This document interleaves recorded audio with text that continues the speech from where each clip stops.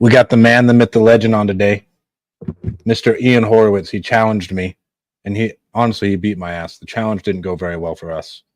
Single family real estate, when you're trying to do onesie twosies, it's hard to get to $1 million. I'm not gonna lie. I'd say that was our biggest issue. Where are we at? Bro, we're like 50 to 100. We had like the amount of onesie twosies where you're locking up like $10,000-$20,000 houses across the country. If you can't buy it at 20 grand, you can't buy it. Right. Yeah. Essentially is what happened. There's too much red tape, too much back taxes, too much water, too much drama, huh? I wouldn't say that. I mean, bro, if the house doesn't work at 20 grand, it's not going to work at fucking $2. Right. Because the house is beat up. You know, like if it's not working, it's not working. We ran into that, and then I bet you we lost $100,000 in title issues. Really? And then, $100,000 in title issues. What else? I bet you and then I'd say the complexity of it was way more than I thought it would be. With 20 leads a day, the amount of like sales reps I needed, and then hiring on the sales reps and getting them to stick, that was hard. Yeah. Yeah, I could. What about you? Hold on, I'm dying. Holy shit. Sorry about that. Welcome to the show. We've been grinding it out. Our challenge is a little bit different because I was looking at like total aggregate value. I mean, transparently, we've closed on a $1.4 million contractor unit storage facility. We paid $700 for. I'll pull up the data here in a second. We bought a 10-house subdivision that we're going to build. We paid $300, but total all out will be like $3.5-4 million. So we're like 5 in. So we're like 10% of the way. But sitting in the wings under contract, waiting to close, is a $10 million deal and a $20 million deal. So that would put us right around like $35 million. And then we have another $5 million deal. Well, maybe a little more. $5 million deal sitting in the wings. So we're there, but they're not all closed. But they should. Why did you go after that $1 million deal? I feel like that's too small for you now. It was an interesting deal. We case studied this on our podcast, but it was interesting because the guy originally wanted 1.2 for it. It had good cash flow. The problem was there was a big environmental issue. There was a lot of rehab work. It's the next town over from where our office is up here in Philadelphia. We know it well. And I had told the guy, he wanted 1.2 or 1.3 originally. And I said, I'll give you 600. And the guy laughed us off and he came crawling back and said, I need fucking out. Like, I got to go. I want to retire. I'm going to Montana. I want out. I said 600. He said, fine, give me 700 and we're done. I said, okay. So we paid him 700 plus or minus. Don't quote me on the exact dollar amounts. And then we were in the process of stabilizing it. We did have a couple people that were interested in buying it that originally were willing to do it. So here was my thought. It was almost like a wholesale.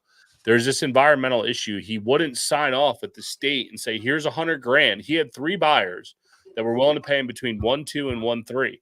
All he had to do was put $100,000 in escrow, and these other guys would have bought it. When he sold, just put $100,000 in escrow, saying, "Hey, if this goes wrong, I'll clean up it goes right to the state. It's off his hands." And he said no. And dude, the guy literally gave up $700 fucking grand to sell it to us. He didn't want to deal with that. And so I told the broker, I said, "We'll immediately put the $100,000 in escrow. These other guys can come in and buy it." The problem was this guy dilly-dallied so long. A lot of these other guys have already found places. So it was like, well, fuck, like we're out. So now we got to stabilize it and execute. But, we've already gotten 2 tenants. We have 2 more really nice prospects. It'll stabilize cash flow. And you know what? If we're stuck with it, it's in our backyard. Who cares? We'll fix the environmental and refinance it. Or if we can't do all that, or we decide to do all that and someone wants to come along and buy it, it's still a win-win. Like we're not going to slug a ton of money into this place.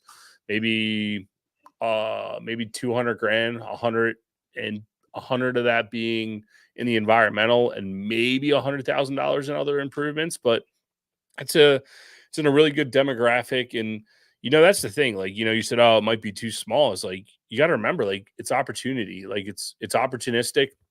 It was a deal that came across our table. It made sense. It fit for what we do. Yes. Is it on the smaller side? Sure. But it's not above us, or it's not below us. You know what I mean? Is, I guess, a better way to say it. We'll still get dirty. We'll still go do it. I mean, there's a ton of upside to double your money for signing a piece of paperwork to say I'll be responsible for this. It's a no brainer. Mm-hmm. So yeah, so that's what we've been working on. That is the smallest deal out of all the deals in the challenge that we're working on. But with that being said, it's like, the big deals come with their own problems too, right? Like there's equally as much as you got to keep it moving, So I'm sorry, I'm pulling up this list here. So, Very good. So yeah, I mean, we're the next smallest deal we're working on is we bought one for 350, and it'll be worth, by the time we sell off all the houses, 3.85 million, right? Again, there's a lot of red tape that's going into this development project. There's a lot of moving parts. It's taking a while to put a shovel in the ground, even though it was supposed to be, we were working towards making it shovel ready before we closed. That Ambler deal, it's real simple. We can go in there and start working on it today. Our team's looking for work. Let's go. Let's hit the ground running, So, how much do you feel safe being that exposed on a development deal with the election coming up? Well, it's in West Virginia, so I feel like it's like an insulated market in the sense that, like, it's a spur off of DC. Like, that whole bubble, like, it thrives. It doesn't matter if it's up, down, left, or right, right? Like, like in the DMV area, or like outside of DC? Yeah, it's in the DMV area. So, like, if you're looking at Washington, D.C., it'd be north and west of D.C. It's in West Virginia, but it's really just a spur off of Maryland and Northern Virginia. Like, Northern Virginia literally backs up to it. So what's cool is, like, it's insulated by a lot of, like, the other problems. If I was in middle America, I might be a little worried. If I'm in, a new area that just started to pop off, I'd be a little worried, right? And I think those are the important things that you need to pay attention to and be cognizant of. So for us, it's like, we know this submarket really, really well. We've had other success in this submarket during COVID, during our run up. Like, we've had success in this market that we're not too afraid of it. And I think that's why we're willing to continue to push on. Like, if you asked me I saw Jason had posted that one, Pritchard, of the one subdivision he's doing. Oh, he's taking down a big boy one. He's taking down a big one. Yeah, but for me to go across the country, like, if he was like, hey, you want to partner on this? I'd be like, no fucking way. Like, that seems like a ton of risk for me, but I don't know that submarket as well as he does. And if he's like, yo, Bakersfield's the place to be, here's why, I don't know that I could ever get comfortable with it. And that's probably one of the learning lessons we have from operating properties all over the country, is there's something about knowing your own blue ocean, operating in your own backyard, and knowing all the ins and outs of the real estate right in your very home territory, Bro, and I was talking to the owner of Lead Zolo on his podcast today, and I said, if I could go back, I would do less deals all in the state of California, all in a market that I knew. So I'd have more confidence just to lock it up and get it sold. So, like, there's no, like, questioning. I know exactly what it is. I know what a killer is. Like, okay, this is a home run. Lock it up, we can get it sold. Lock it up, we can get it sold. Lock it up, we can get it sold. To where when you're doing stuff across 30 different states, you have no confidence, and you're just you're kind of spinning your wheels trying to figure it out. Well, right. And that's the thing, is, like, the problem is that becomes boring. And, like, we just had our mastermind last week, and that was kind of like a part of the topic of discussion, is like, yeah, but it's boring. It's the same shit over and over. But really, you're just the dominant alpha in that market. Like, go crush it, go kill it, and then start to branch off just a little by little by little. I think a group that me and you used to be a part of, one of the cheese that everybody ate was like, oh, fuck it, just buy shit all over the country. It's fine. It'll work out. It's not, bro. I don't like the complexity of it. I don't like having to fucking fly somewhere. Like, if you could, like, because when you were going to, like, Louisiana a lot, and I thought about, like, when I have to go up to Susanville or, like, out to Nevada, I'm like, fuck, bro, that's a week. Essentially, like, if I want to take in my travel time looking at it, delaying work stuff, delaying meetings, fucking talking to people, that's a week out. once a quarter, essentially, or biannually to go out there and look at it. Well, making it worth your time and actually giving it the time it's due, right? And that's a learning lesson that we have from our storage portfolio is like we're not necessarily set up to operate in that fashion, even though I think we could continue to do it. Like it really opened our eyes to say, you know what, we're going to continue stabilizing our portfolio. We're going to bring in some heavy hitters to help us out with this. We're going to stabilize it. We're going to make a bunch of money, but when we recap all of our money, we're going to redeploy it within a 4-hour radius of our home office. And well, why 4 hours? Because I can ask myself or any one of my employees to get up at 6 a.m., be on the job site by 10 a.m., leave by 2, and still be home for dinner with their wife, their kids, sports, activities, whatever you got going on. I think it's a massive ask to say, hey, man, go get on the road for 2 weeks and do what you got to do while you're out there. Like, thank you. Not everybody can do that. Some of our employees can, but I'm still not going to ask them to do it because I'm not willing to do that. It's a heavy ask, bro. Yeah. Like I've thought about it as like I've looked at other stuff. If we're doing stuff like that, or even if you're buying companies, bro, you're out on the road for a long time, stabilizing shit. Because like it just doesn't stabilize. You are up there making sure shit gets pushed forward. You can't even have I don't believe in having property management company in storage. I think it's stupid. I don't know why people do it. Maybe I'm wrong, unless it's like a super, super big one where you're like they're managing a really, really large portfolio. But like when you're doing a couple of them, bro, it's not that hard to manage it yourself. Go out there once a year. When you hit scale, then it might maybe make sense. Yeah, I think as you start to hit a critical mass number, like you need infrastructure, and there's certain infrastructure that's not worth paying for anymore that you might get better with a management company. Like we're working on something right now where, you know, we could potentially save by going to a management company, saving $60,000-$70,000 in a tech stack. But again, that's by having size and scale, right? Like you just talked about. Where you're at compared to where I'm at. I mean, that's two completely different ballgames. Like most people where they're at, I don't think it makes sense.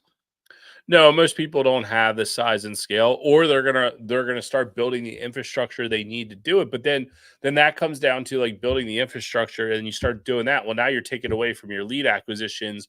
You know, what are you best at? Like, what do you enjoy doing? I enjoy finding deals, putting them together, and then watching our team succeed with them. Well, our team succeeds in construction, in doing value add, bringing stuff up out of the ground, and we're wasting our time dealing with day-to-day management stuff. And it's like, you know what? Like, we make the most money at one of our properties that we don't manage. Interesting. We have a better time when we asset manage. Real interesting. Like we make the most money the properties that we own and operate in-house closest to us. Really interesting, right? And you know, taking the time to stop, reflect, hitting the pause button a little bit, not buying a bunch of stuff. I mean, we didn't really buy. We just started buying in 2024, like the end of 23, almost all of 24, probably almost over a year. We didn't buy anything, right? And it's like, wow, you know, and that really allowed you to open your eyes and like start to see inefficiencies. Slow down. Yep. What's working, what's not. What's the 80-20 rule? Like, you know, 20% of these properties eat up 80% of our time, or 20% of this portfolio eats up 80% of our time. Cut the dead weight. How are we getting rid of it? Are we selling it? Are we taking a loss? Are we bringing a manager in? How can we do this to continue and progress us down the road? So that's what we've been working on. You know, it's not easy. They're not easy conversations. There's a lot of bumps and bruises, heads bang. You know, not all of us agree, but again, that's why we're successful. And that's why we enjoy having our, you know, being able to listen to our team, and like, you know, employees have as much buy-in as me and Dan do. And the fact that they're willing to speak up and say, hey, bro, you're fucking drinking Kool-Aid, man. Like you own this place and it's not my place to say anything, but in the same sense, like you're drinking Kool-Aid, fucking stop. And it's like, oh shit. You know, like when an employee's telling you that, you're like, you know what, let me wake up. Let me see what's going on. Like that's eye-opening stuff. And I'm very appreciative that we have a team that's willing to speak up, and they feel like I don't even say they feel, they do have chips in the game, and they want to see success alongside with us and make us realize what we got going on. How hard was it? I got a couple things. Number one, who's your integrator? Is it you or Dan? It's Dan, right? Oh, it's 100% Dan. And is Dan not good at the tech side? Like, it's just not something he'd want to fucking dive into because it's another beast to do. What's that? The operations of the The storage. tech stack that you were talking about, and like the operations of the storage and everything else. Yeah, you know, some of it is because the operator we're talking with has such massive scale that they get better pricing schedules than we do. Some of it is, you know, we have a small, thin team, and it's like, well, I can have Dan sit here worrying about this and integrating this, or I can have him continue which he enjoys to do, budget and manage our money and our cash flows to allow us to keep the lights on. Like that seems like uber more important. And it's like, here's the fair trade-off. You know, like I don't want him to be, as much as I don't want to be inundated with operations, I don't want Dan to be inundated with operations. The same as like I don't want Ryan to be inundated with that, because it's like his best use of his time is maintaining our portfolio in Baltimore, and the new projects we come online is like building a plan for him. How are we going to get them fixed up? How are we going to get them stabilized? Like it's a much bigger than just implementing some tech, you know? If you could sell the portfolio down south, would you trade into something 4 hours away from you? 1,000%. Like not even a And question. would you overpay? Would you be like, you know what? I'll overpay to get in, and I can raise it. No, I think what I would do is I would be willing to pay the taxes on it, realize the gain, and then redeploy the capital as we see fit. Well, and you would say, well, why? You're an idiot. Like you should Just so you 1031 can till you make a die. disciplined decision and fucking keep doing it, and you get to realize some of that wealth. I think a lot of people don't see like taking the chips off the table, because being paper rich sucks if you're not liquid, because like you can't realize any of the wealth. Like, what if you do want a beach house? You and Dan kind of like, okay, bro, we did a lot for 10 years. Take a little bit of chips off the table. Now I feel safe. I have X amount in the bank, and now we can go redeploy it again. Investors get a ton of their money back, and we can do it all over again. Well, right. And that's the thing, is like the investors see that it's real. We see that it's real, right? Like, it's, oh, cool. Money always cut for us forever. For as long as we've been in business, it'd be like, oh, how can we take our next dollar and move it in? How can we move it in? How can we move it in? And we've always been pushing in, and we've never really taken those chips. We're selling an apartment building. We're going to get a really nice payday. Let's take some chips off the table. Once we stabilize this portfolio, sell it off, take some chips off the table. You know, and it's even our single family houses. We've started saying, okay, well, is this an operational headache? Yes or no? Cool. It is an operational headache. Let's put it up on the market when it goes vacant and sell it, and let's realize some gain, right? And continue to take chips off the table and redeploying it into our new business, like our new business model. And I'll tell you what, it's going to take us 18 months to like change the trajectory. It's been about 6, and it's been fucking hard, man. Like it's real hard. It's a lot of patience. It's a lot of like unfucking where you've put yourself. And it's a lot of redeploying, re-pushing in to what you really, really want to do. And I think that's what's hard. And most people don't want to do the hard work. They just keep going down the fucking you know, what is it? A moth to a light, right? They just keep going to the bug zapper. And it's like, well, dude, like you might make some money, but eventually you're going to get zapped. So instead, like, let's figure out how to avoid the bug zapper and make the most money we possibly can, you know? All right, bro. I have so much on to cover with you. How hard was it to stay disciplined in 23 and 24? Because I feel like we do deals, and like Michael Burns will talk about this. He's like, bro, it sucked because there were no good deals, and I had to stay disciplined for a year. When like we're used to doing deals and doing stuff, I feel like you get rusty raising capital. Investors get they're going to go invest somewhere else. So talk about that. Yeah, I mean, you know, that's one of the problems is like, you know, when you're not in it every day, you're not underwriting every day. If you're not underwriting every day, you're not looking at deals every day. You're not in tune with the market. You're not seeing the market shift. You're not able to act quick. You got to restart the engine, right? The same thing with capital investors, with banking relationships, with vendors in general. It's like, come on, man. Like most of you guys know, it's what have you done for me lately? And when you're operating all the time, people are like, oh, that's where the work is. Like, let me help this guy out to get to the next level as fast as you know, and I'm not saying do deals to keep people happy, but in the same sense, if you're consistently doing something, your vendors are a little more willing to bend for you and help you out. Right. So So yeah, there was a lot of discipline. A lot of it came from like, hey, if we're struggling in this one area in our business, it's like, well, why would we continue to do that? Right. Like we're running into a dead end. Like, why would you continue to do it? I mean, I think there's some deals that I've seen over that time frame. It's just like we weren't in a position to execute on them.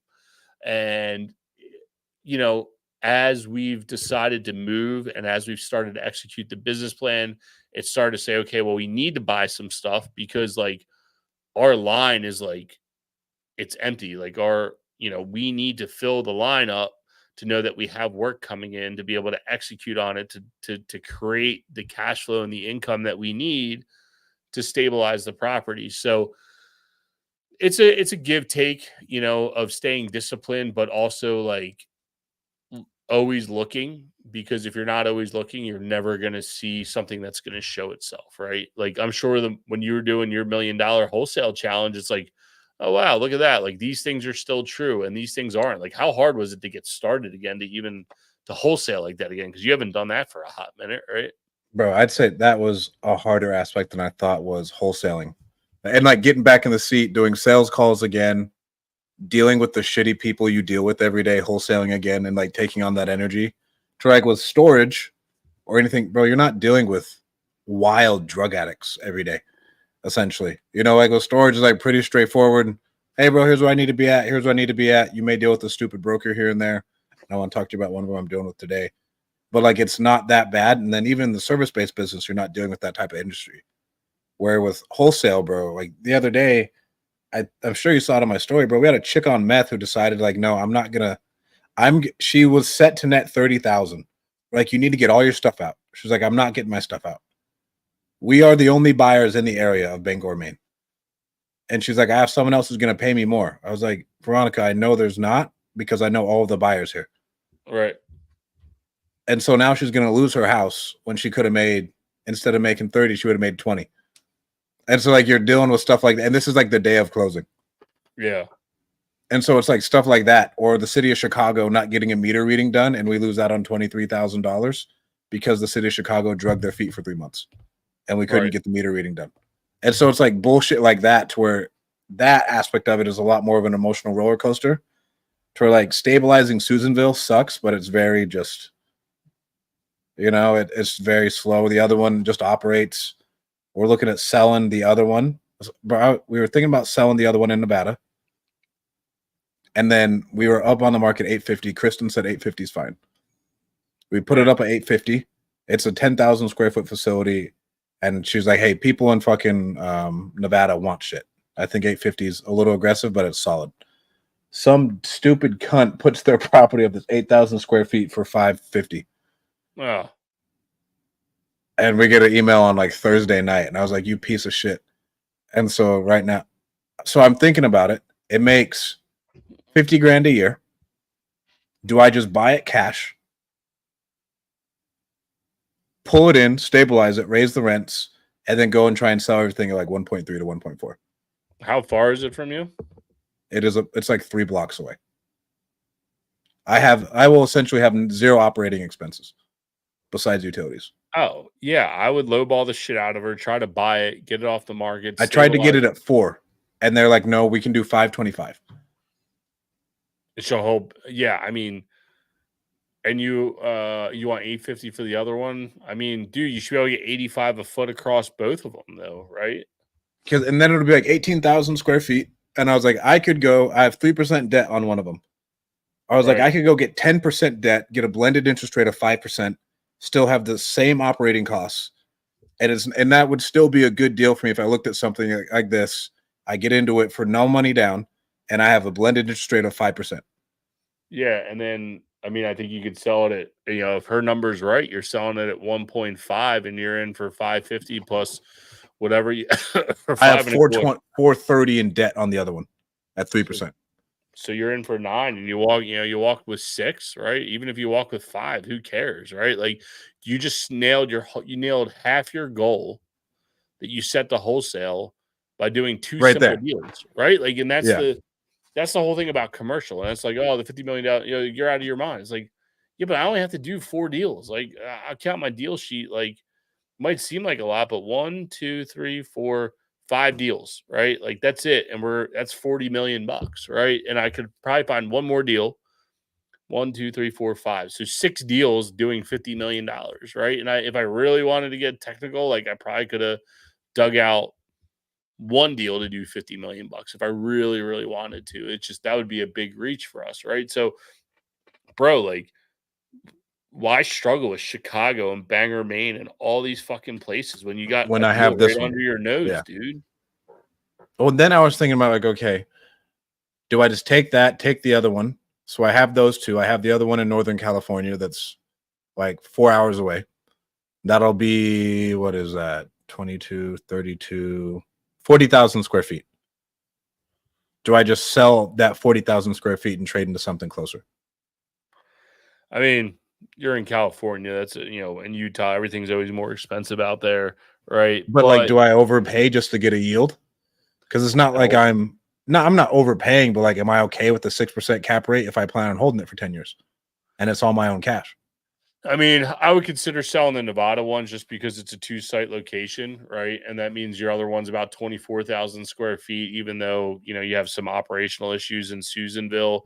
I would clear the Nevada one off first and then, pay your gains and then turn around and look at selling Susanville. I mean, I would be curious to see what a broker would say on that, but I don't see Nevada and California 4-hour drive. Anybody looking at that from a portfolio standpoint, unless you have a 1031 Even like buyer. looking at it. Yeah.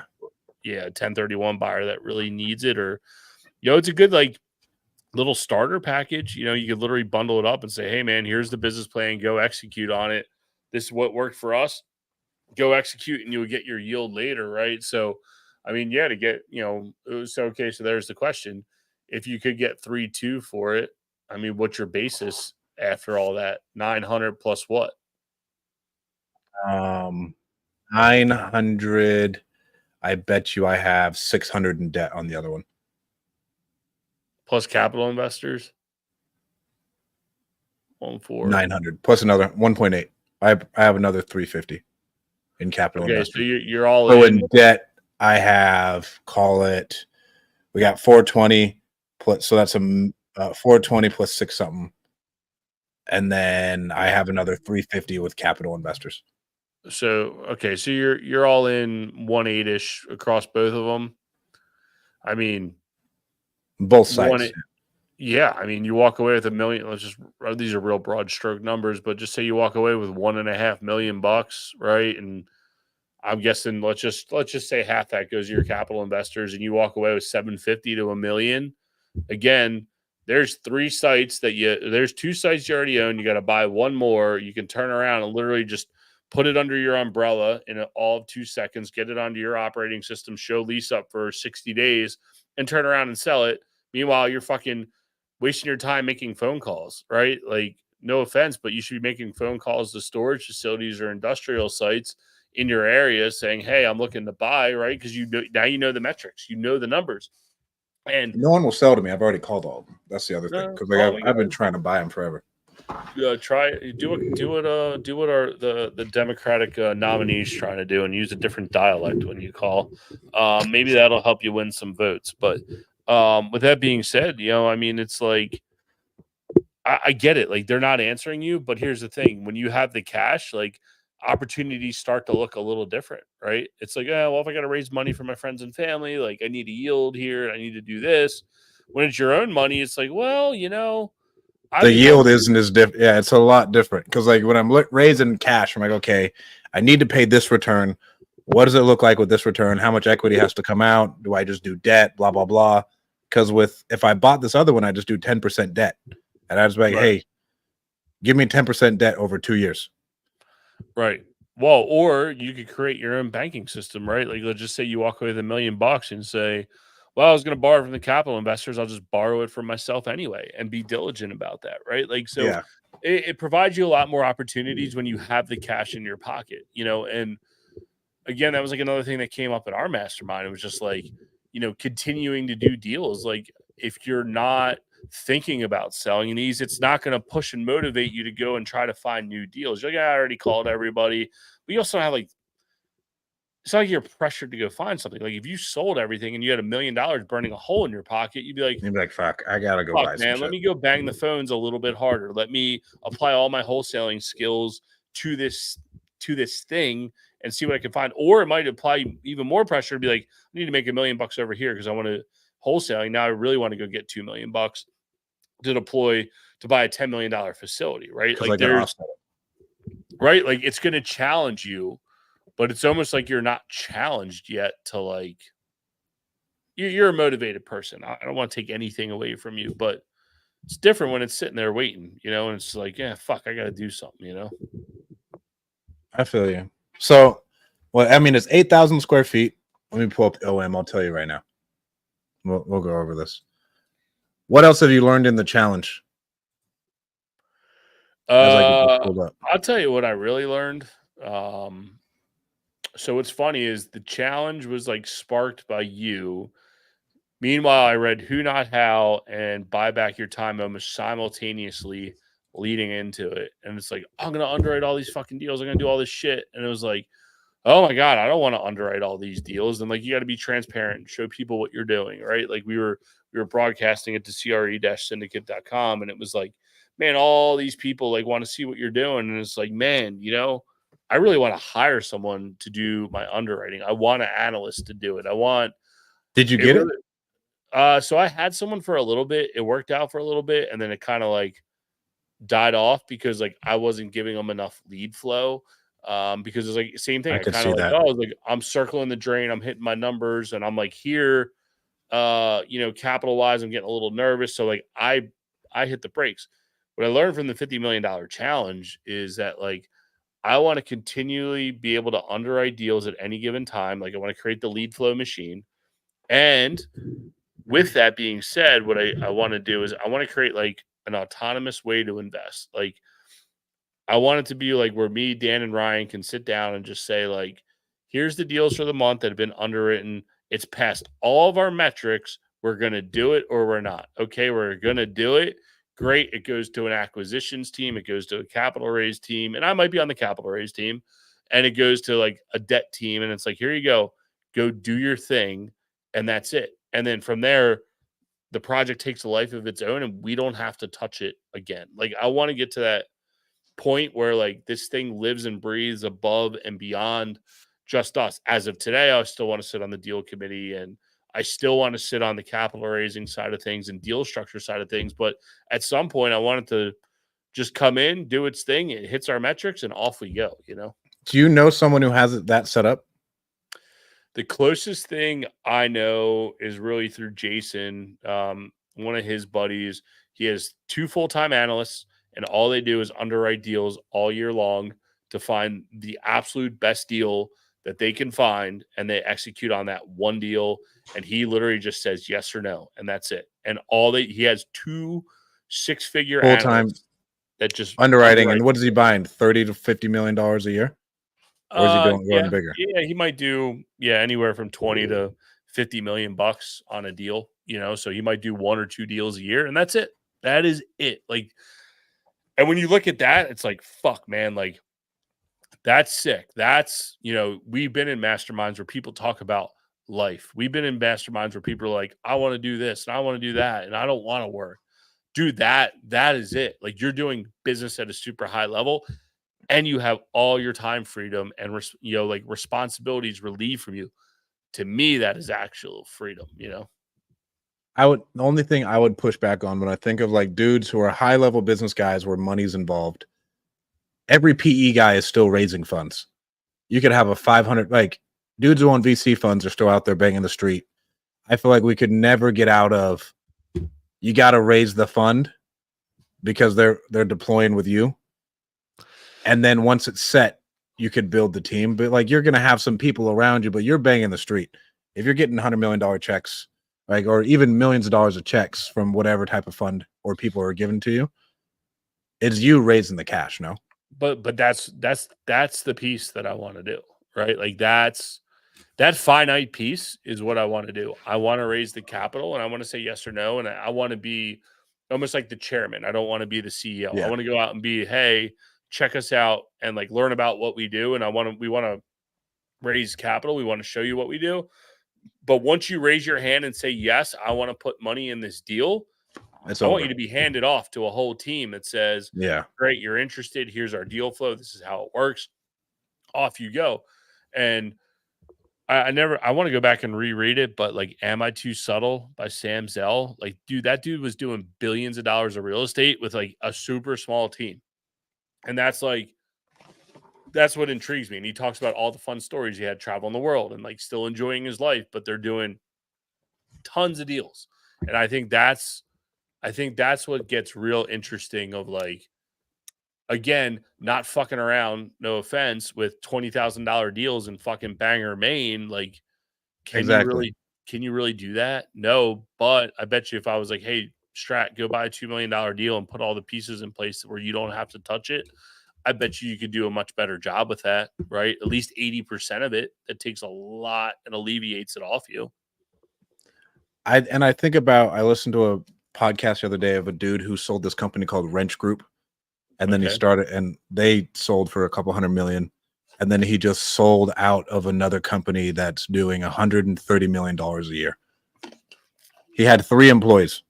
He was like, essentially like call it like a main holding company. It was like, it was me, and I had our COO and 2 other direct reports. I didn't talk to another fucking soul besides that. And it was just us. And they asked me if I wanted to be the one who took the company to 500 million. It was like, I don't want to, because I'll have more direct reports. Yep. But he got to that point of buying multi-million-dollar companies with a 4-man team. He was like, bro, I would do deal flow and I raise the cash. That's all I'd do. I had a COO who handled a lot of the operational side. We had 2 other direct reports. I think it was like a head of people and something else. And that's all. That was all. Yep. Doing $130 million a year. And I think that's part of it, like going around, like everyone's like, oh, why do you do all these podcasts? Bro, it's therapy. And, like you go out here and you start chirping, oh, we're great at construction. Oh, we're great at construction. We're great at construction. We're great at construction. But like, we're not using our skill set. Like, Ryan, like his skill set's construction. Like, let's go out and execute on that. Right. Like, yeah, me, Dan, Ryan, like that's like the core, right? Me and Dan are business partners, and Ryan's basically our operations manager or COO, whatever the hell you want to call it. Right. Like he runs the operation. Like, let's use his best skill set to then build off of that. Right. Like that's how we ended up in this development piece of it. Cause it's like, cool, we can act as the GC, make a few bucks, right? That keeps the lights on, keeps us going, generates a profit center. Side by side with that, we're executing on our best skill set. Let Ryan go do his thing. Let him and his team go execute. Dan will worry about the accounting, and I'll worry about finding the cash and the capital stack as of today. In the future, I would love for it to be like, cool, Dan's silo, Ryan already has it. He has a team under him, right? Now, Dan's silo would have, a bookkeeper, a CFO, and data entry people, whatever else, and maybe even a CFO, right? Like maybe he lives just above the CFO and just manages that silo. And then for me, it's like, cool, I have, a capital raiser and a debt market finder or an analyst or whatever it is. And like, they live under me, and it's like our 3 verticals all work together, and here's our silos and off we go, So I think it's doable, but again, I think it's much more doable. I don't even want to say it's scale, just with like larger assets, because it's like, we're buying a development deal that'll be worth $20 million, but there's a lot of like upfront stuff that goes into it, waiting for permits. I think that's the big thing, though. If you want to get into the big boy deals, you got to be able to pony up a little bit and like front that. Because like, did you talk to Dean's partner when you were here? Yeah. What's Lewis? What's his name? Lewis. Yes. Yeah, the gas station guy, right? Lewis is forking out fuck tons of money every month. It's crazy. Like his debt strokes on stuff that does not produce income makes my asshole pucker. Yeah. And he's writing checks for multiple 6 figures every month to get these things through entitlements and everything else. He's like, so it is a mixture of, and that's why we're moving a lot of our marketing to like California, because same thing, do bigger deals. You're going to have to do deals, do bigger deals. Just do them in California. You'll make bigger rips. Yeah, but you got more exits.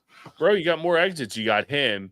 You got, I see Jason doing what he's doing. You got Dean. You got all the people that follow you and all the groups that you run. Like, dude, I've seen your network. Like, you got a ton of people in your network that operate in California. It's like you should be able to make 2 phone calls, get rid of any deal you want, right? Any deal I fucking want, and that's the big thing, because when you're going nationwide, now we have fucking $50,000 worth of software to sell shit.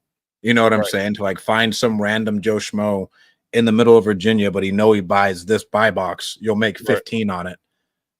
But Dean, this is what changed my mind and why we started switching up and going heavy into Florida and California. Dean got 50 leads, 10 contracts, and like 400 grand worth of revenue. And I was like, oh, Jesus, bro, we're doing this all wrong. Yeah. What, so you're doing like PPL from Lead Zolo, hot leads? Yeah. Everything's from Lead Zolo. And then they asked me, like, where do you want the leads? I said, bro, just give me leads anywhere. We'll close it. We'll get it done. Like 20 leads a day. Yeah. I realized nobody likes the middle of America, bro. That place is fucking wasteland. Yeah, unless you're from there, like they all have intimate knowledge. Now, I was talking, Shock, a buddy of ours. I mean, he was finding some of these. He was looking for the hedge funds that were buying up single families and just kind of like hitting their buy box. And he's like, hey man, I'm generating leads in this area. I know it's a fit for you. Here you go. And he was selling like mini tranches of stuff. Like, it's smart, but middle America, I don't want to say it blows, but like middle America is hard to operate in if you don't understand it, right? Like, I don't understand like how you can drive 10 minutes outside of the big city and you're in the country, right? Like here in Philadelphia, I got to drive an hour and a half, even from where I live, to hit the country. Like it's always like there's always a boom. I know the path of progress, right? And it's hard to identify some of that stuff in the middle of America. It's like you got a There is no path of progress, bro. There's a town. It stops, right? It stops. You got a town. Yeah, that's it. And you need to know that. And I don't know. I think you took out, but I know your boy. Who do we see out at your conference? What's his name? RJ Bates. Doesn't he like knock stuff down all across the country? Is he a middle America dude? Yeah, but RJ didn't fucking build it from scratch. RJ already had a company in place, and like he did this like 50 deals in 50 days. Yeah. And RJ says like if you just send a contract, that's a deal, bro. If I just sent, bro, that's fucking, come on, bro. You got to get that bitch to the goddamn finish line. Oh, like, it's real estate. I would have done a $500 million challenge then, right? Like I can send LOIs. Yeah, bro. He's like, yeah, bro. If I come to an agreement with them, we send a contract out as good. I was like, bro, that bitch has to get through title issues. That bitch has to get through the crackheads that are there, right? All these other things that are happening. If I'm just sending contracts, bro, I could send contracts all day. Like, hey, yeah, this is where I'm at. This is where you're at. Sweet. Here we go. Here's the paperwork. Bro, one of our sales rep today was on the phone with this psychotic woman down in Tampa. I hope she's okay through this fucking hurricane. But she just talked in circles for 30 minutes. And she's like, yeah, I want this price. Like, so if we get that price, what happens next? Well, and her name's Lois, right? And so and it's like this fucking nonsense. It'll be a 50K rip when we get it. But still, like you can't just send people paperwork. And so that's it. Yeah. I'd say take it with a grain of salt. It's special, right? Like, and I was one of the guys in our group that spoke this past month. He was like, hey man, I did 800 grand last year in wholesaling, and he's got it dialed in. He's got the call takers. He's buying the PPLs. I don't know which ones he's using. He's got outbound AI calling and all this other stuff. I'm like, oh man, that's really interesting. So I started digging around. I'd never do outbound AI. What's that? If you have any assets, never do outbound AI. You're just fucking asking to get molested. Really?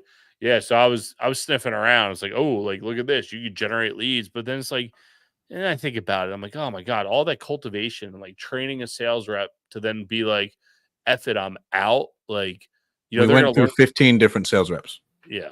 And those are stateside or overseas? Stateside. I went stateside because I knew we needed people who could actually like close deals today. So we hired people who'd done it before. Bro, we went through 15 different sales reps of like people like, hey, this guy didn't show up on time first day. Hey, this person had an excuse on the first day. Like, and like whatever it was over that span of time, to where Nick's one of the biggest. Eric Brewer's an absolute animal. Eric's probably one of the biggest. And then Alex Quezada is one of the biggest. And then a dude named Phil Green out of San Diego does like $50 million a year, like in total revenue through real estate. But Nick will probably do 7-8 million this year. And that's a lot of, but that's turn and burn. Yeah. And he's got a whole team. And as soon as you start clicking on some of these sites, of course, now I get served with all his Facebook ads. I mean, he was a really cool dude to meet in person. I thought he had really good content. I wish I paid a little more attention, but like, dude, the wholesaling game's changed so much now. PPC, and you can buy leads and all this other shit. It's a total. You get, back in the day, you just send out mail and you would get all the fucking leads you needed, right? And it's No you way. need to be a really good sales rep to execute and close. And it's like, but that goes to show you, it's like, man, like it sounds good, but like unless you're into it and like you want to operate it and do it, like fuck it, it might not be worth your time. Like, whereas me, it's like, well, I know my mission. My mission is to buy properties that we can value add and create cash flow. Cool. But that's our mission. Let's go out and execute on that. Whereas like wholesaling, it's like, yeah, let's just go out and make as much money as possible. Cool. I like that mission, but like, how long is that good for? Whereas you could just go out and generate storage leads and find them and execute on them. And if you stumble on a house, great. I mean, we're not above it. Did we fucking wholesale a house earlier this year? Guy I used to work with called me up. He said, "Hey man, I got this house. My uncle just inherited it from my other uncle that passed. Here's what he wants." Dude, 2 phone calls. Hey Dan, what do you think it's worth? I think it's worth $140, or we needed a contract of $140. Cool. Ryan goes over and looks at it, put it under contract. Ryan turns around, calls one of our other buddies, and turns around and sells it. I think we sold it for 190 or 200, right? We made All right, solid rip. Yeah, we made a nice rip. But that's such a warm lead, dude. That was like trust. That was everything else. That's hard to recreate over and over and over and over again, at scale anyway, right? But yeah, dude, that was a super warm lead. It was a no-brainer, So, all right, a couple things. When you saw everything, do you think you want to go the debt fund model and just go for it? Go out, raise a big fund, have a debt fund, and then I feel like you could drum up the business you needed to. But then I feel like you'd have to dial in the asset. And what? Give up no equity? Give up no equity, have a debt fund, and then like, you know what? We know we can do it here. But then, and then it's if you're going after storage, you're kind of going after EBITDA anyways. I mean, it doesn't really matter the asset class, right? Like, let's be honest here. I'm thinking through this. You got to give me a second. I think the answer is no. And I'll tell you why. I think the answer is no because we've talked about this a lot. The answer is no. I think it's the easy way. I think it's easier. Well, okay. In theory, having a debt fund where you give up no equity is sexy as fuck, right? Like, I'd be so sick. And I think it can be done. But then I sit here and think about like, why do we do this? It's so our friends and family can co-invest or co-lend to us. And it's like, dude, we've heard stories. We've sat in rooms where guys are like, oh yeah, like they're equity owners until I buy them out, and then they're just not a part of the deal, and I can buy them out whenever I want, and then I'll make my big rip. And it's like, that's kind of that sucks, dude. And it's like, can we really be where we are today without our capital investors and like not give them equity? I think what I would say is, I think I would rearrange some of our capital stack to maybe have certain individuals that are better fit for debt, even though they think they want equity, but they'll never really actually realize the gains. And the people that truly understand the equity piece of it take the ride with us. And I think that's, and they know the journey. They know it's this is because I think the one thing I didn't realize with when you raise cash, well, it's a 5-year project. Yep. If you're like doing true value add and like you want to actually realize the gains and maximize it. Am I wrong? Am I overestimating it? No, I mean, it's going to take a minute to stabilize. It's going to take a minute to get to cash flow. It's going to take a minute to be able to make distributions where you're actually comfortable and you don't just have a blip in the system, right? And I think that's what a lot of people miss or misunderstand, and they're just like, oh, fuck it, just do this or just do that, and it's all fine. I mean, we even have misunderstanding inside of our own portfolio on certain things. So it's like, yeah, man, like it is important to, I think the hold is your exit's going to come in 5 years. Like, and it's harder right now where interest rates are, right? Because a lot of people are coming out from a low interest rate environment to where it went high, and their value add that they created doesn't outperform how much everything is costing more and how much higher debt is. So like they can't refinance to a point where it makes sense. They might break even, but that's not good But it enough for doesn't some make sense. people, Yeah. right? And they want a big pop or they want cash flow, but then they go to sell and they're like, oh, well, I'm only going to make 500 grand. That wasn't fucking worth it. Fuck it. I'll keep it. Right. But one conversation we've had with a lot of our capital investors is like, hey, man, if I don't hit my target, but we got back all of our cash and you made your preferred return and you made a little bit more than that, like, would you be cool with that? And most of them are like, dude, if you're telling me we're de-risking the portfolio and you're finding new and better assets to put it in and you think it's the best move, then like we're in. And I Cool. think that's where the trust comes in. And I think that's where knowing when to execute, knowing when to rip the Band-Aid off and get out versus staying in and anything in between, I think becomes more and more important. And like, look, we've walked into some shit on some of our stuff, but it is what it is, man. You know, like we've done what we're supposed to do, and some of it market stuff's out of control, and it'll work out the way it's supposed to. I mean, you know, I don't know that the election, I don't care. Y'all know who I'm voting for, but I don't care who you're voting for, whether it's Uncle Donnie or whoever the fuck's on the other side. It doesn't matter. Like you could put a puppet show in there. It doesn't matter. Like that's not going to save you. Like it might get a little easier, might get a little harder, but in the end, I think that's it'll not I the think end all. it'll end up being significantly harder if you want my opinion. I know like people say like no matter what happens, I'm making money. I Yeah. think if the chick with the terrible laugh wins over the next 4-year period, you will see things that are going to be very, very hard to do business wise. And it is going to be significantly harder to make a buck. It's going to be very hard to make a buck, and I would challenge you to say, like, I love my man, but in the same sense, like some of the loosening that he might create might light a fire that it's like, oh shit, like, you know, It's all on fire. It's fucking running. And then it's going to be a different way hard to make a buck. Right, exactly. And it's like, does inflation like go off the deep end? Or are they going to continue to fuck with him? That makes it equally as hard to operate. Like, yes, things were good in a really good low interest rate environment, but as much as we all think he does not control the Fed, right? And No. it's like, it's hard, man. So I'm interested to see. I think, you know, I don't know. It's like some days I give a shit a ton about it, mostly because like I don't know why, because I get sucked into the storylines.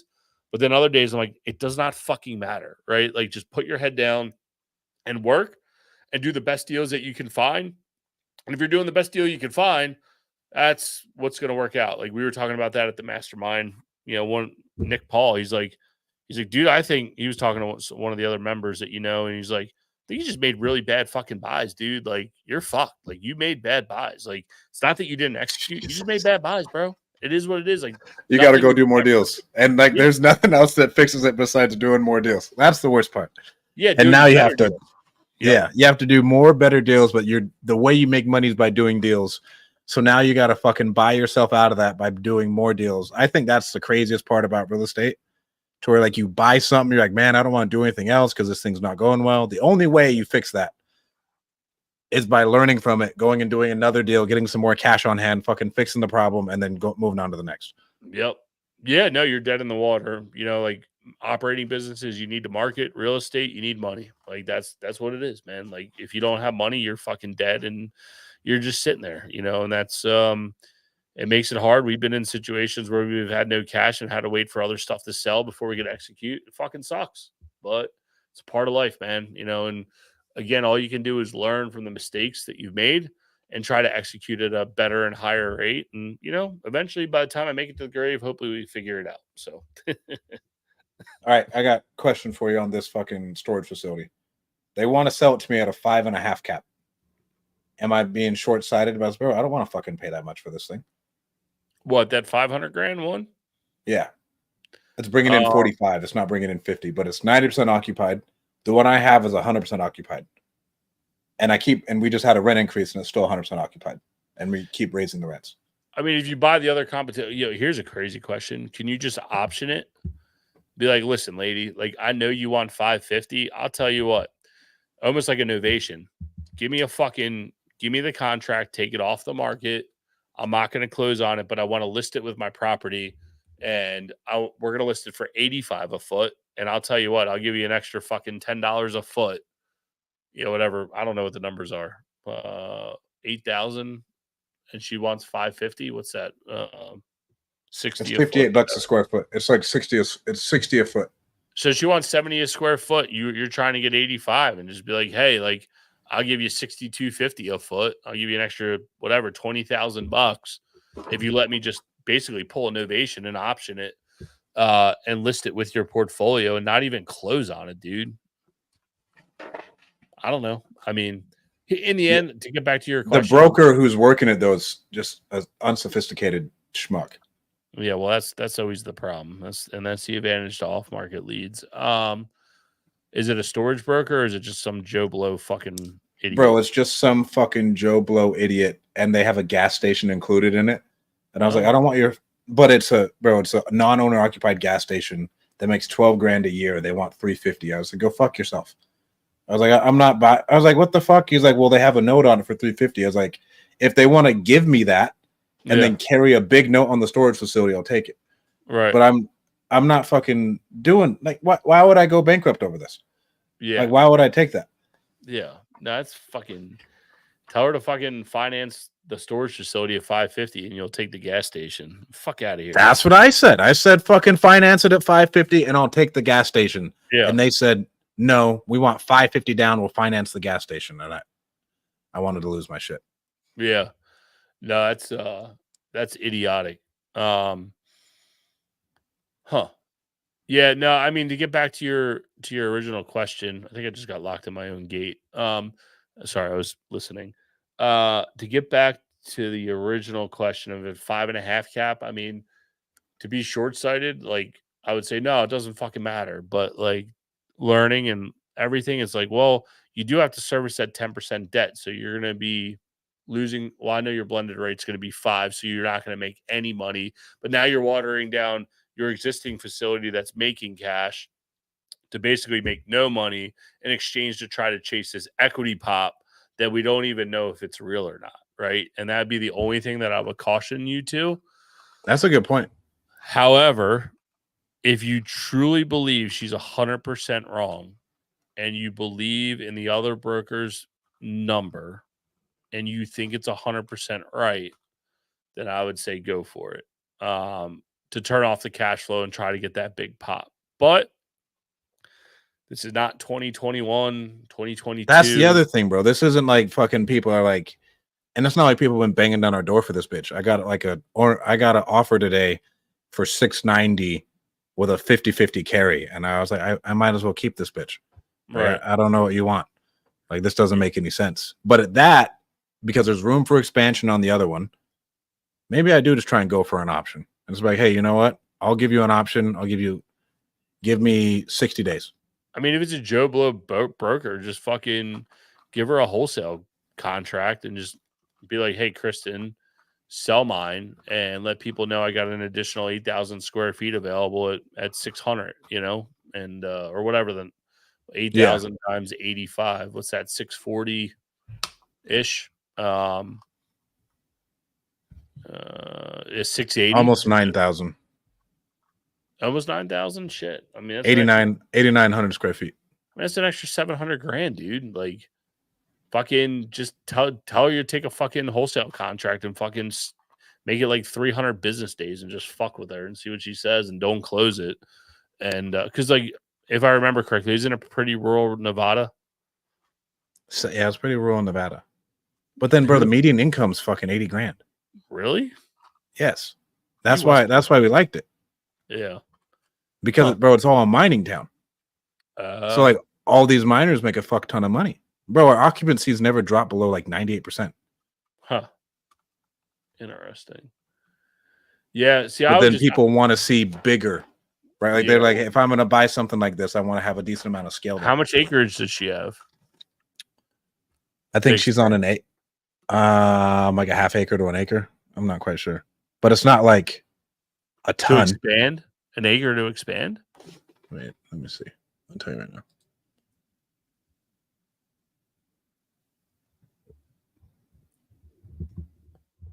I mean, No, an it can't acre be to an acre to expand could expand. get you another 15,000 square feet. That'd be legit.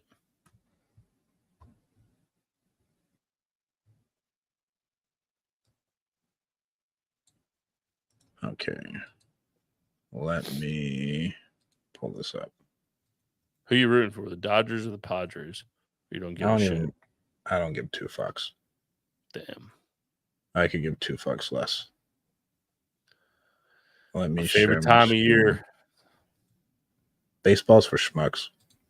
Baseball playoffs are fun. Baseball's for fucking schmucks, bro. Well, the fucking Eagles can't keep it together, so I don't give a fuck. So it's on 1.3 acres, and I have this much room to expand. So I could add in. Can you see my screen? Yeah. Where's your These pointer? are the units. Can you not see my pointer? No. What's going on? Okay, so you see that flyers right there? Yep. With the above that is all room to expand. And then here's the other 3 units. So you could probably fit on 2 more to 3 more right there. Yeah, I mean, dude, you might be able to, if you could add 10,000, I mean, shit. If you could add 10,000 square feet, I mean, that's pretty fucking legit little deal there. I mean, and if you guys are both sitting you're completely occupied, I mean, without seeing all the little nitty gritty details, someone could, have shit. What does that give you? Almost 20. That's almost 20,000 square feet you could make it 30. And then, yeah, I mean, you could have 20,000 square feet with room to add 30. And then there's 2 other facilities in town that put you at like 50,000 in the area. And what's the population? Oh, God. 20,000. Oh, fuck, dude.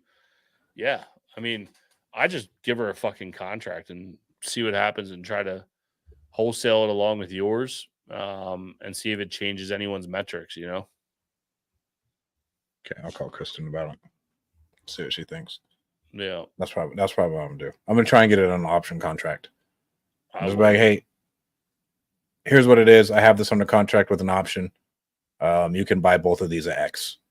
And if I just make it assignable, I'll be good. Yep, 100%. Then you don't have to put any money out of pocket. You don't have to fuck up your cash flow. And then if she really wants an extra buck or two, you'd be like, hey, I'll give you an extra $2 a square foot or something, and let her hit her numbers, or give her be like, I'll give you 500 or whatever. I'll give you 475 or 500. I'll close on it now. Or I'll give you your full 550, but I need 90 business day option contract, and I have the right to do whatever the fuck I want with it, including listing it with my own broker. So, fuck it. See what she says. Okay. What else did you learn from your challenge? There's a lot of deals out there. They don't all pencil. So especially as you really dial in your buy box, like it gets harder and harder and harder to find deals. And, you realize the traumas you have from other deals. I'm not going to walk down this fucking path anymore. So it gets interesting quick, so that's been fun. So what else? What else did I learn?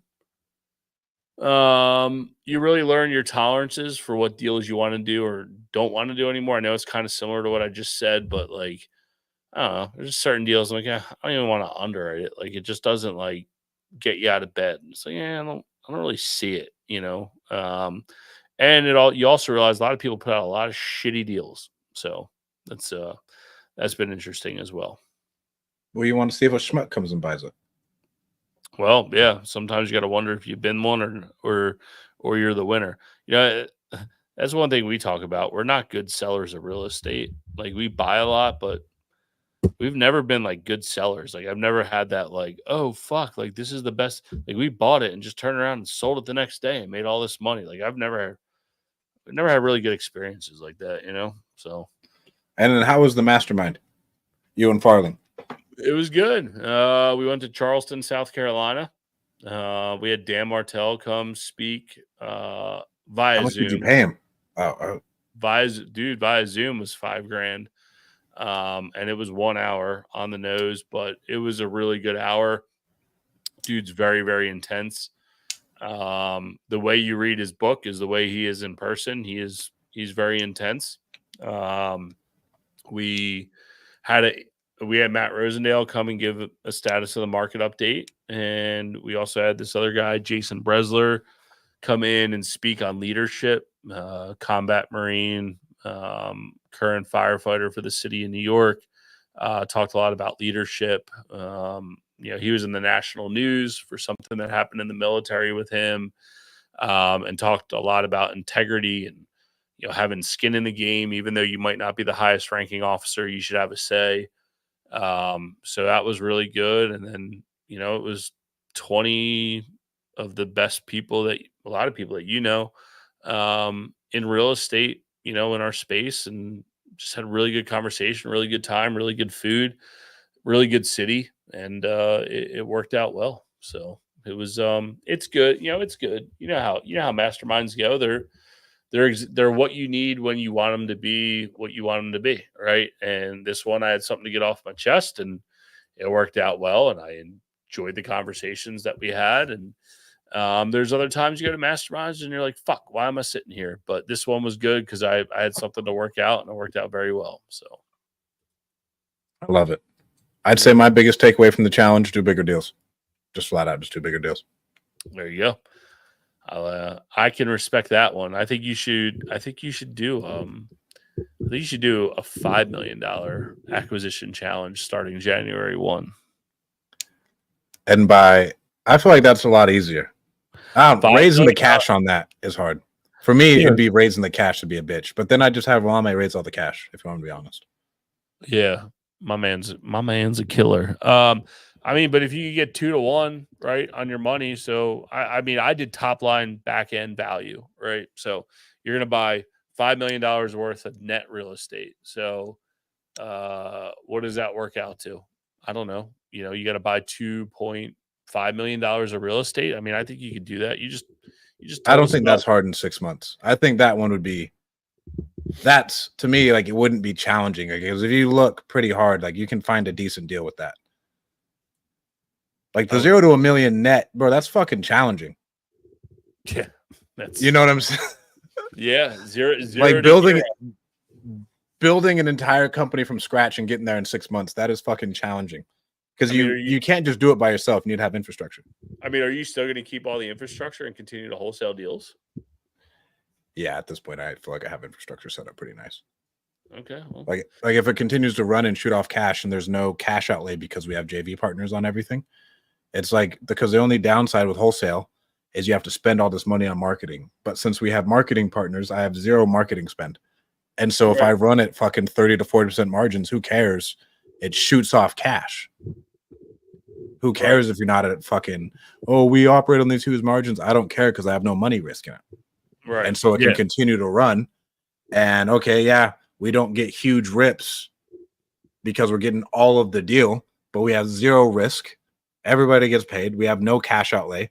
And so there's nothing to stop you from scaling. If you're like, hey, we want to add on a couple more reps, this is what we're comfortable with. We add on one more rep on each side. You tell the lead providers to bump it up. They're making their money, so they're happy. Like we're fulfilling our end of the bargain. Right. And you just keep it going. Well, it's controlled cost, right? Like you can light money on fire by doing PPC and not market to the right people, and you're just fucking lighting money on fire, right? Versus this way, you're buying warm leads, and if you're buying warm leads, and like you're in the wheelhouse, and you have a chance to close, and it's much more predictable. With this, we don't even have to buy the leads, though, is the thing. We have a 60-40 split with all marketing partners. Oh, really? Once the deal closes. So that's why I have no money risk in it.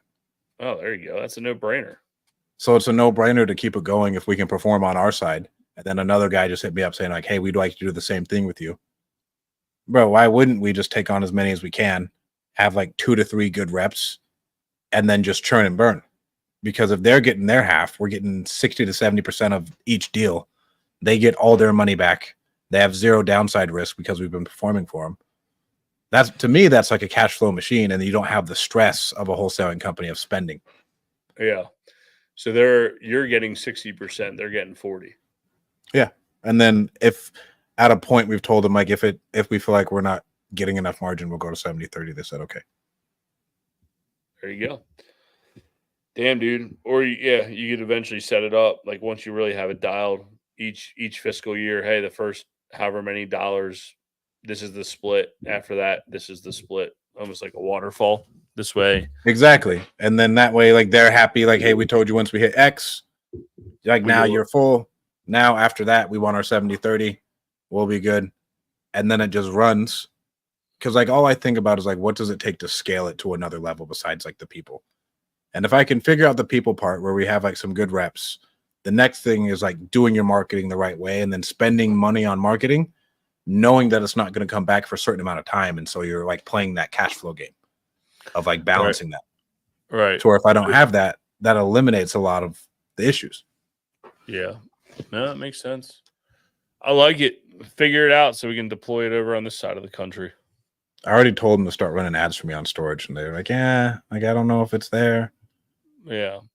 Yeah, they say that, but we know a guy down in Florida, right? His marketing partner seems to generate him plenty of leads, right? Alex. And yeah, but Scott's cold calling. Yeah, but still he's still generating that lead. And if Alex didn't want him, right, he should be able to sell those leads. And I would think they'd be very high dollar leads, you know? I don't know. The hard part is in storage, they are not salesmen. Like these people say they can go direct to seller, but they'll fucking fumble it. Yeah. Because if I'm selling a storage lead, I'm selling it for $1,000 at least. Yeah. Yeah. Yeah, I guess that's the problem. You know, you need a good partner on that. Like, hey, I generated the lead. Like, I really need you to take this down, you know? But that's the problem. There's storage, like you talk about 8,000 square feet, and then there's 80,000 square feet, right? And then it's like, it's different partners at every level, you know? Yeah, because like it's not like I couldn't call you to take down 80,000 square feet over here. I'd have to fucking find someone. I'd have to be like, hey, let's go fuck it. Who do I need to approach to take this down with me? Like it wouldn't be just like, hey, call Ian, it'll get done. It's like, oh shit. Yeah. Who do I need to talk to make this happen? And then I gotta sell my soul to make it happen. Go to some Diddy parties or some shit. Yeah. But all right, bro. Order the 55-gallon drums of lube down. Bro, I got it. I know you are. Yeah, I know you were there. I know you're at the Diddy parties. I know you're all about them. Nah, man, not my jam. But maybe next lifetime. I don't know. Not this one. It's not on my bingo card. Well, guys, if you're still tuning in, thank you so much for tuning in. We'll talk to you soon. Thank you for tuning in to the challenge. Ian, your emails were dope, by the way, on your challenge. I needed to do better on my emails. I didn't really hit them like that. Yeah, I mean, I'm still doing it. I need to continue on CRE-syndicate.com. You want to check it out. We're still grinding away to that 50 million. I think even if we don't hit it by year's end, I'll continue it until we hit our 50 million, see how many days it takes us, and go from there. Oh yeah. All right, guys. Thanks for tuning in. Don't forget to like and subscribe. Ian, do you have a YouTube? Everything's under Equity Warehouse. You can find us. All right. Sweet. All right, guys. See you.